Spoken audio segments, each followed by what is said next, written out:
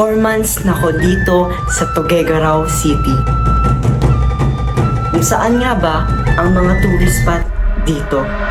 Right? Kaya nandito ako, I will be starting series called Finding Tourist Spot Tuguegarao City. Kaya naghanap ako sa internet.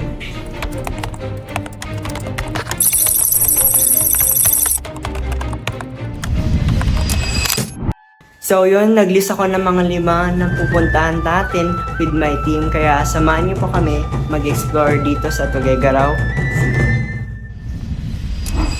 Hi guys, nandito po kami sa Bonton Bridge and kasama ko yung mga members and nandito po sila. Nandito po sila.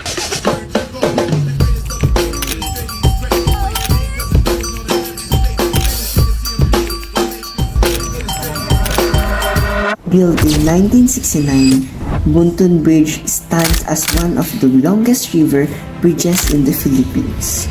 More than just a bridge, it connects Tuguegarao City to nearby towns and represent progress across the Cagayan River.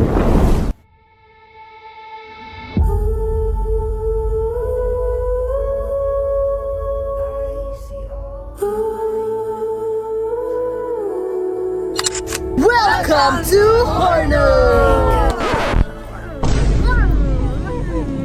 We're here! Hi guys! So, nandito tayo ngayon sa Horno. Located saan?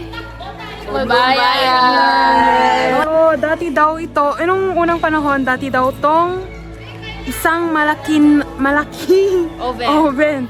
O tinatawag na pugon. So, ganun. Dito nila binibake yung mga yung mga bricks na yan. Or bread.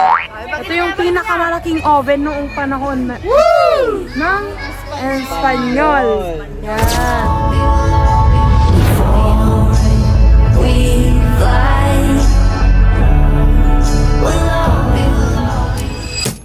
The Horno dates back to the Spanish colonial period in 18th to 19th century.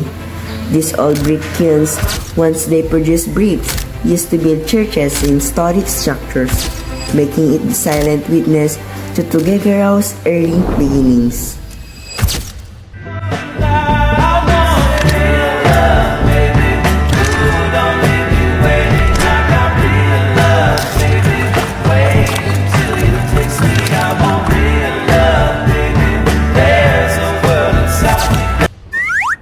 Day 2 na ngayon and hindi ako makakasama kasi may emergency, so sila muna mag-vlog and yeah.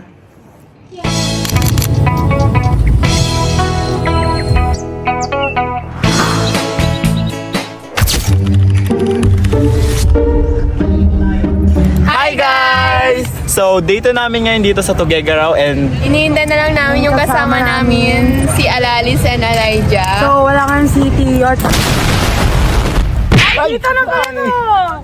So, wala ngayon si Tia tsaka Prince kasi may emergency daw. So, kami lang. Si Elijah na lang hihintay. So, Guys, God. hindi kami ng candle dun. Yes.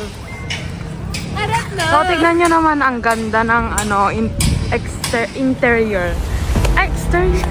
Alam niyo ba, ang simbahang ito ay tinatawag bilang St. Peter and Paul Metropolitan Cathedral sa Tuguegarao. Ito ay nagsimula noong 1604 nang dumating ng mga Dominican missionaries. Ito ay may Baroque style na struktura at kilala bilang pinakamalaking simbahan sa Cagayan Valley. Kaya naman, maraming tao ang nagsisimba dito linggo-linggo upang ipahatid nila ang kanilang pananampalataya sa Diyos. So, kakarating niya lang po, guys. 1, 2, 3! Nandito naman tayo sa Rizal Monument o Rizal Park kung tatawagin dito sa Tuguegarao. Actually, katabi lang ito ng katedral. Pwede kaya ditong magbanding kay at kumain ng masarap na puto bongbong.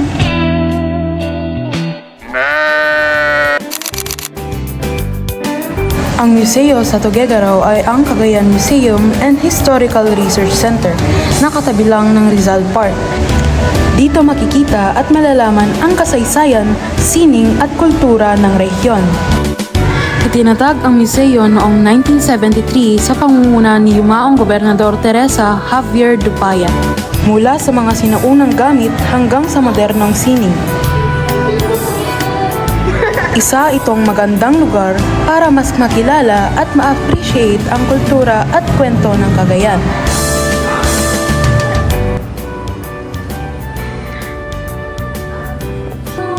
Di ba kapalag?